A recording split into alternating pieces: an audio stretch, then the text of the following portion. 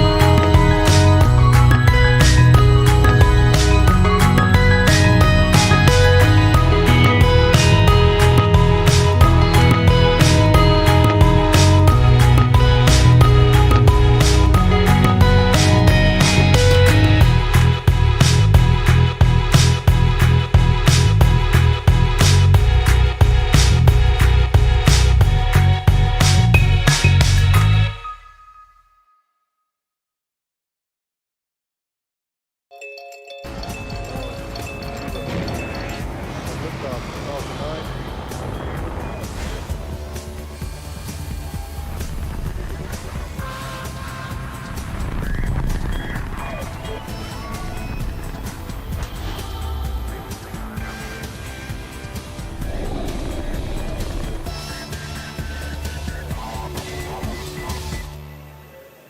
Good afternoon. It is Monday, July 20th, and on your screen is a live view of the Falcon 9 rocket as it awaits its 5:30 p.m. Eastern Daylight Time launch from Cape Canaveral Air Force Station in Florida. My name is Michael Andrews, and I'm a supply chain supervisor here at SpaceX. And welcome to our webcast coverage for the Anasis 2 mission. Our customer today is Lockheed Martin on behalf of the Republic of Korea. Per the customer's request, we will not show payload deployment today. However, we will stay live on the webcast and bring you verbal confirmation of spacecraft separation. We are just at under T-minus 11 minutes and counting, and all systems are go for an on-time liftoff this afternoon. But if for some reason we are not able to launch today, we do have a backup window tomorrow at 5 p.m. Eastern. Now let's take a closer look at the vehicle that will launch our payload today. On your screen is that view of Space Launch Complex 40 with the Falcon 9 rocket. It's our two-stage liquid-fueled launch vehicle getting ready for liftoff. Falcon 9 stands at about 230 feet tall, 70 meters tall. That's greater than the wingspan of a 747 aircraft. The bottom two-thirds of the vehicle is the first stage. It's designed to be reflown 10 or more times with minimal refurbishment between flights. And as you can tell from the re-entry soot on that first stage, it's pretty easy to spot a flight-proven booster. Today will be the second flight for this particular first stage, and actually less than 2 months ago, it was the one that launched Bob and Doug to the International Space Station on our historic Demo 2 mission. At the bottom of that first stage, there are 9 Merlin engines. They get Falcon 9 off the ground and up to the thinner parts of Earth's atmosphere, before separating from second stage and making its way back down to Earth for landing. And it's this part of the rocket that we will attempt to recover for a second time on our drone ship, known as Just Read the Instructions. You can see it there. It's stationed 350 nautical miles east of our launch site. And above the first stage, above that black interstage band, is our second stage. At about T plus 2.5 minutes into flight, the first and second stage will separate, and that second stage will ignite its single MVAC engine. That'll carry the Anasis 2 spacecraft to its intended orbit. And the Anasis 2 satellite is currently safely enclosed inside the 17-foot diameter payload fairing. It's that structure on the very top of the rocket. This protects the satellites from aerodynamic heating, loads, any kind of contamination that we might experience during ascent. But once we reach the vacuum of space, we no longer need those fairing halves and we jettison them while the second stage continues to orbit. The fairing halves we're using today are a brand new set, which means we'll be attempting to recover them today using our 2 recovery ships, Mystery and Mischief. 2 minutes before the fairings are set to land, the team will decide if conditions are good to make a safe catch attempt. Now, weather plays a big factor in the decision, as it can impact not only the sea states for the boats, but also the fairing's altitude, position, and speed, all of which impact how the fairing will fall back to Earth. And finally, around the Falcon 9 rocket is that large truss structure. It's called the Transporter Erector. We call it the TE. The TE rolls Falcon 9 to the launch pad and raises it to that vertical launch position, and also routes things like power, fluids, and communication to the rocket and satellite. Hi, I'm John Innsbrucker, Falcon 9 Principal Integration Engineer here at SpaceX. We're coming up on 8 minutes to launch, and all conditions continue to be go for launch. Falcon 9 rolled out to the pad Sunday afternoon about 25 hours before launch and went vertical 4 hours later. Now, more recently, the SpaceX launch director held the go, no-go poll for both prop load and launch. That was done at T-minus 38 minutes. Now, we're currently working, no issues on the Falcon 9 launch vehicle. If we do have to call a hold on today's launch, we have a nearly 4-hour window that could allow us to reload the ultra-cold liquid oxygen and make another launch attempt today. Of course, that presumes that we understand whatever caused us to hold the count and we can safely proceed with a recycle and launch. Now, if we cannot continue today, we have a backup opportunity tomorrow at 5 p.m. Eastern. Now, we've been loading propellants on Falcon 9 since T-minus 35 minutes, putting fuel into both stages and oxidizer into the first stage. Our fuel is the refined form of kerosene known as RP1. The fuel is fully loaded on the second stage, and we're going to finish loading the first stage in about another minute. Now, as I mentioned a moment ago, our oxidizer is super chilled liquid oxygen. We call it LOX. Now, the LOX is currently loading into both the first and second stage. You can see the mist streaming off of the first and second stage tanks. Engine chill has started. Now, I mentioned it is super chilled. We do this in order to load more LOX into the tanks and increase performance. Typically, launch providers use LOX right near its boiling point of about 300 degrees below 0 Fahrenheit. At SpaceX, we chill the LOX about 40 degrees colder. That makes it denser. It lets us load more into the first and second stages. Now, we have to load the LOX as late as possible to keep it from warming up and decreasing the performance. We're also finishing helium loading onto the first and second stage tanks. Now, as the Merlin engine pumps pull the RP-1 and LOX out of the tanks, we need to fill that emptying volume that we call the ullage. We use the helium stored in pressure vessels on the stages, and it's heated by the exhaust of the engine's gas generators. Heating the helium helps it expand to fill the tanks. Now, a moment ago at T-minus 7 minutes, we heard engine chill begins.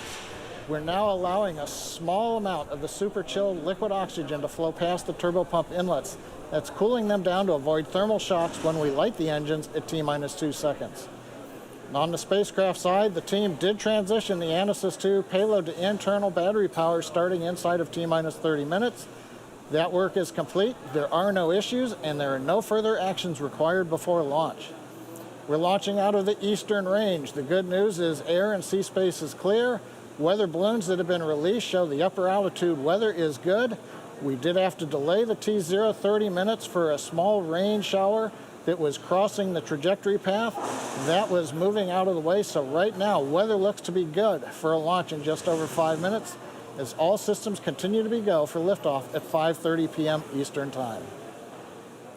As we mentioned earlier, our customer today is Lockheed Martin on behalf of the Republic of Korea. We now have a quick message to share from Korea's president of the Agency for Defense Development. 안녕하십니까. 국방과학연구소 소장 남세규입니다. 코로나19로 어려운 환경에도 불구하고 아나시스2 위성 발사에 헌신하시는 여러분께 감사드립니다. 아나시스2 위성은 한반도 평화를 위한 것으로 한국의 IT와 우주 분야 연구개발의 한 단계 도약이 되길 희망합니다. 올해 창설 50주년을 맞는 국방과학연구소는 아나시스2 위성 발사의 의미가 남달라 저도 코로나19 상황으로 발사장에 직접 참여하지 못해서 안타깝게 생각합니다. 비록 물리적 거리가 멀리 있지만 지능적인 온라인상의 사회적으로 가까워진 거리와 시간 때문에 저도 마음은 발사장에 계시는 전문가 동료 여러분들과 함께하고 있습니다. 락히드 마틴, 에어버스, 그리고 세상에서 가장 스마트한 펠콘 9 발사체의 발사를 주관하는 SpaceX 모든 분들의 노력에 감사드립니다. 아나시스2 위성은 대한민국 국방부, 방위사업청, 합동참모본부, 각군 관계자와 특히 함께 연구한 국방과학연구소 위성통신체계단이 응원하고 있습니다. 아나시스2 위성 발사와 목표한 궤도내 시험까지 성공하길 진심으로 기원합니다. 우주의 신들은 하늘길을 열어라. 펠콘 9 나가신다. 아나시스2 완벽하라. 감사합니다. We're currently 3.5 minutes from liftoff. Falcon 9 is now moving into the final stages of the countdown. The vehicle remains in good health. Now, during that video, the transporter erector strongback did retract to the launch position, moved a couple degrees away. That's what we need, sufficient for liftoff of the Falcon 9. Fuel loading is complete on both first and second stages. The liquid oxygen loading is wrapping up on the first stage and will complete at T-minus 2 minutes on the second stage. Now, 1 minute before liftoff, you'll hear the announcement that Falcon 9 is in startup. That means the rocket's internal computers on first and second stage are controlling the launch countdown. Now, the mission manager reports the Anasis 2 space vehicle continues to be go. The range continues to be green for launch, and the weather is looking good. Now, once again, as a reminder, if we don't launch today, we have a backup opportunity tomorrow at 5 p.m. Eastern. 2.5 minutes to launch. We have closed out the first stage liquid oxygen load. That just leaves stage 2 LOX loading to finish.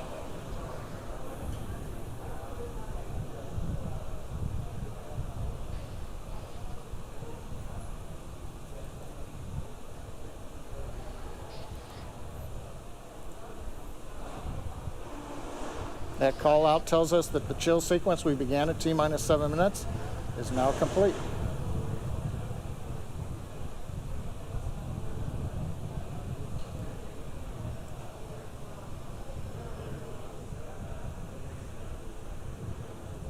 Stage 2 LOX load is complete. That completes propellant loading on the Falcon 9. Stage 2 LOX load, the last one to finish up inside of 2 minutes. We'll now begin venting down the plumbing lines that go up that strong back that you can see behind the Falcon 9. So if you see a plume of white gas coming out, that's normal.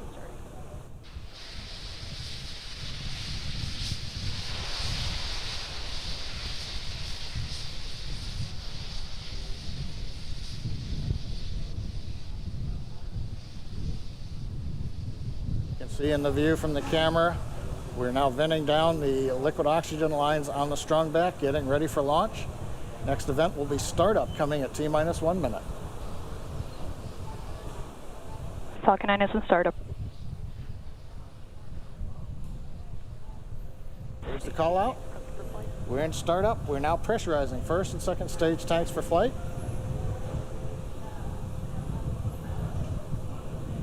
LD countdown net, go for launch. There we go. The final call to SpaceX launch director is given to go for launch. We're at T-minus 35 seconds and counting. All systems are go. T-minus 30 seconds.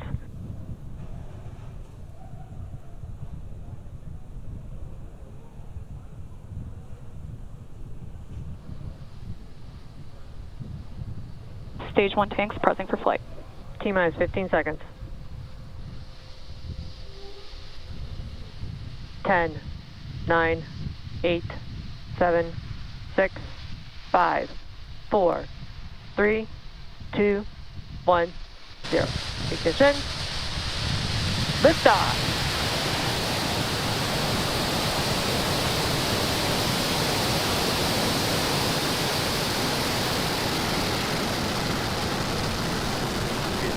Pitching down range.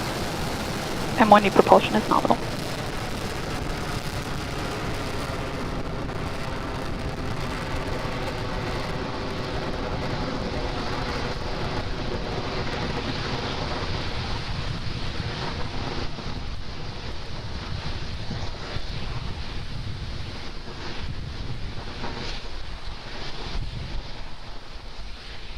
Plus 40 seconds. Everything looking good? That's the call out. Says M1D engines are throttling down, getting ready to reduce vehicle acceleration in preparation for the period of maximum dynamic pressure. We're in the bottom of the throttle bucket, as they call it. Now the Merlin engines coming back up to full power as we get ready to go supersonic. Vehicle is supersonic. Supersonic, we're coming through the period of maximum dynamic pressure. Vehicle has reached maximum aerodynamic pressure. Guidance engineer confirms we're through the period of greatest pressure on the vehicle. Continuing downrange, trajectory looks good. Propulsion looks good. Avionics looks good.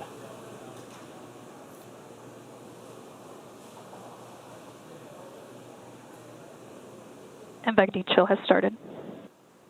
That announcement from stage 2 propulsion. We are now beginning to chill in the turbo pump on the upper stage engine to get ready for its ignition, coming up in about 45 seconds. Nice view from the SpaceX cameras at Cape Canaveral as we head east out of Space Launch Complex 40 into the first of 2 orbits planned for today. This orbit is the parking orbit, a low Earth orbit trajectory that will take us over the equator and will eventually relight the upper stage engine to transfer us into the desired geostationary transfer orbit. Now main engine cutoff, or MECO, coming up in several seconds, followed by pneumatic separation. The first stage pushes away from the second stage, and then ignition of the second stage engine.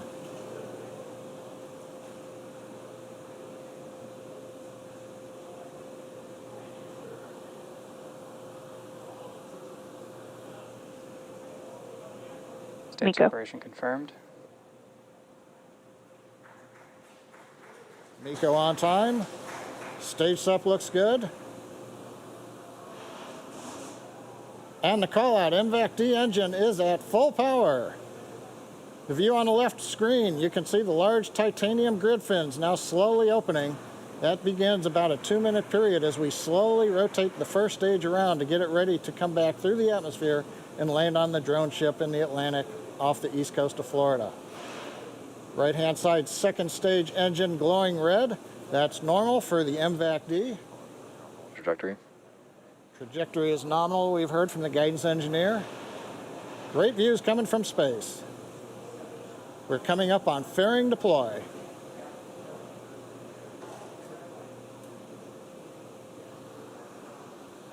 Fairing separation confirmed. And we've heard the call out from the avionics engineer. Fairing separation is confirmed.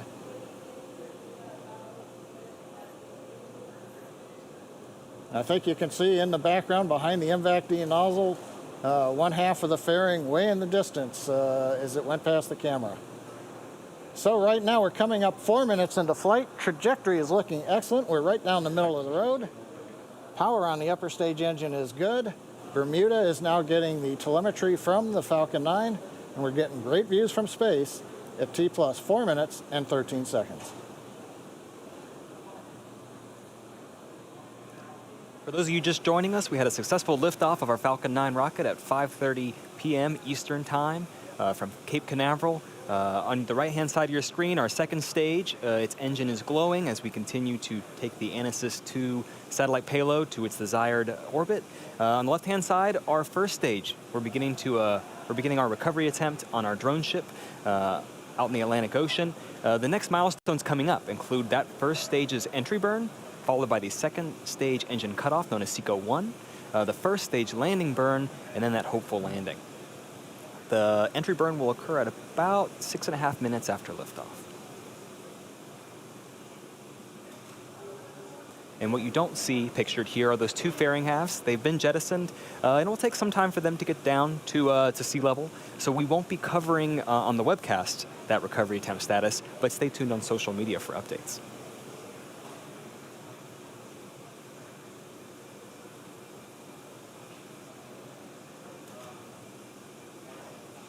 You see some pretty clear pictures of Earth there. The first stage has reached apogee. It's beginning to head down there. We're only going to be firing 3 of our Merlin engines during this entry burn in order to slow the vehicle down before it gets to the thicker parts of Earth's atmosphere. It'll slow the vehicle by about 25%. When we perform stage separation, that first stage was traveling about 2.5 kilometers per second. So we have a lot of velocity to reduce. Great. And we're just under 30 seconds from that entry burn beginning. It's going to last about 24 seconds.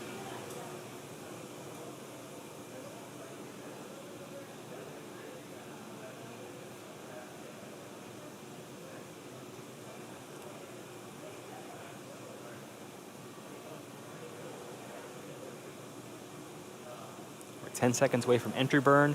Hopefully we'll be able to hear that call out and have visual confirmation that burn's begun.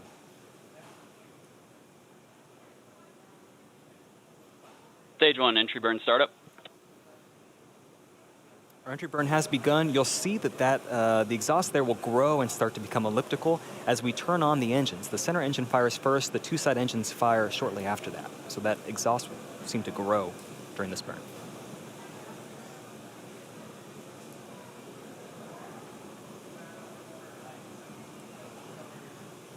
Stage 1, entry burn shutdown. All right, 1 burn down, 1 to go. That's the landing burn. It'll occur in about 1 minute from now, along with the next milestone, the second stage engine cutoff, or SECO 1. That'll be at T plus 8 minutes, 7 seconds. During SECO 1, we shut down the second stage MVAC engine on the right-hand side of the screen. Also signal first stage, Cape Canaveral, expected. In about 25 seconds after SECO 1, Falcon 9 will touch down, hopefully, on our drone ship. Just read the instructions. Currently, it's in the Atlantic, about 350 nautical miles off the coast of Florida. Start of terminal guidance.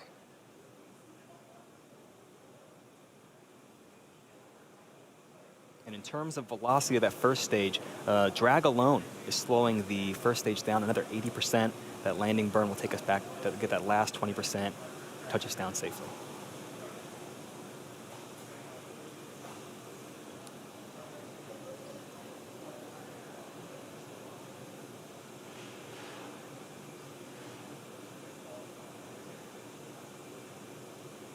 Just under 10 seconds from landing burn and SECO 1.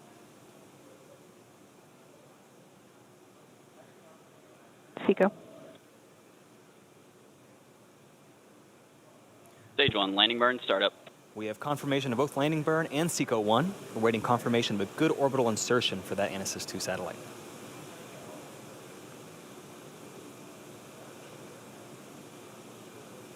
And the landing Stage lights 1. also, landing lights are deploying now. Nominal park orbit insertion. And there it is. That is our 57th successful landing of a Falcon 9 on our drone ship. Just read the instructions. While we were watching that landing, we also had confirmation of nominal orbit insertion. We're all pretty excited over here at SpaceX for being able to use this first stage for a third time coming up.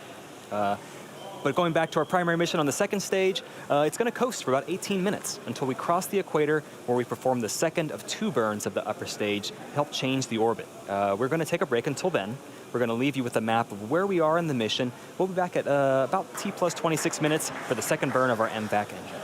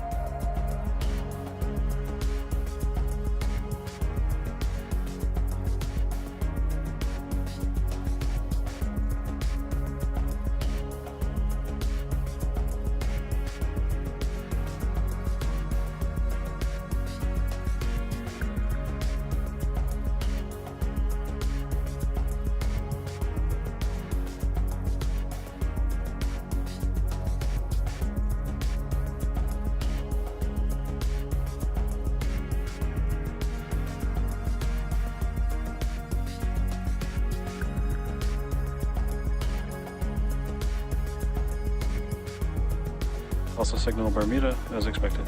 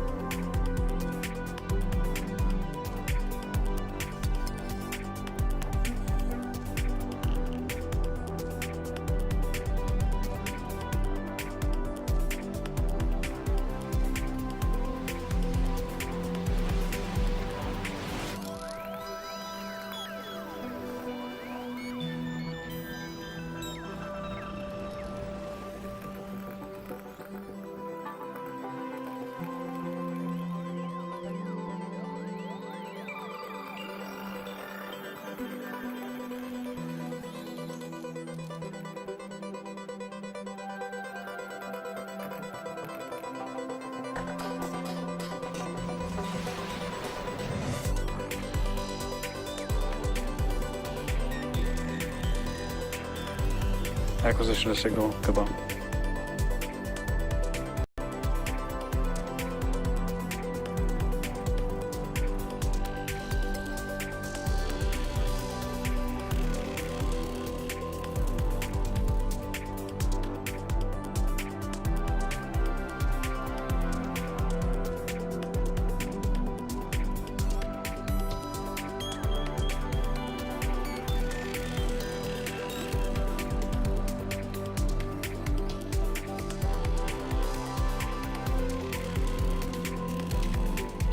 And back chill for burn 2.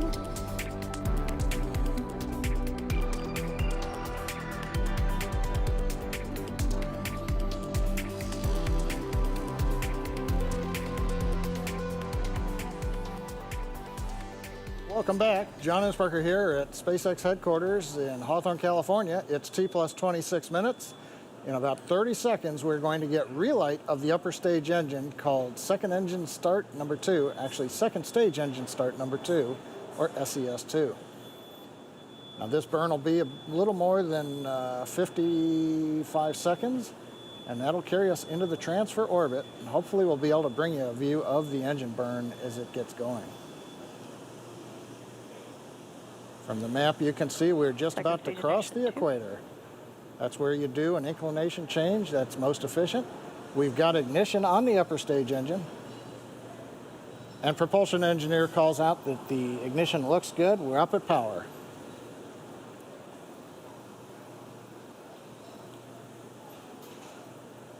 Now currently when we went into the burn, we were at low Earth orbital speed of about 7.4 kilometers per second. This burn, just under a minute long, is going to add another 2.5 kilometers per second to that velocity.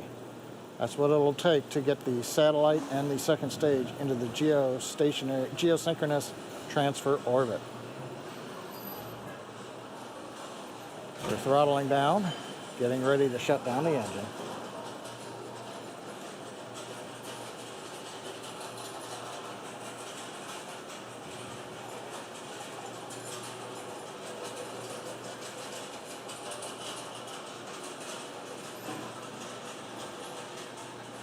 SECO 2. SECO 2 confirming the second stage engine cutoff number 2. Now we're going to wait and listen for guidance to tell us how the orbit looks.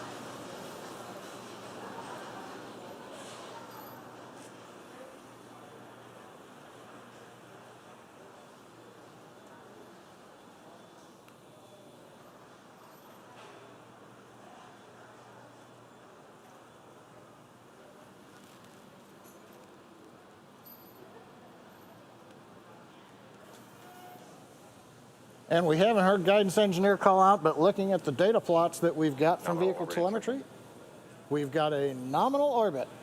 So we are into the desired geostationary transfer orbit, the Falcon 9 second stage with the Anasis 2 spacecraft still attached. We're now going to go through a period of about 3.5 minutes where we prepare to separate the Anasis 2 satellite. We're going to take another quick break, and we'll be back at T plus 32 minutes for satellite deploy.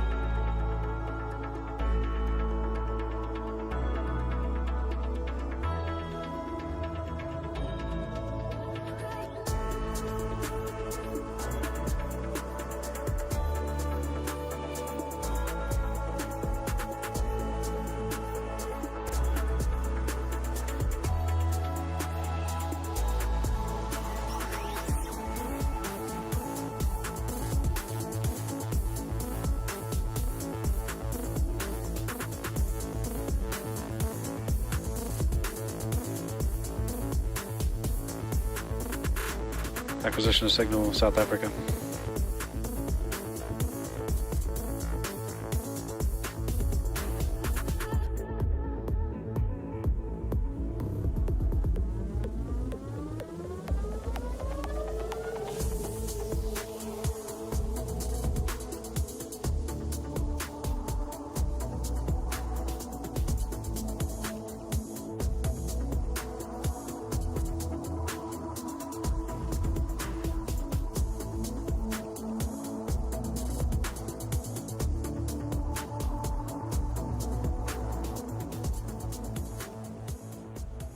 Plus 32 minutes.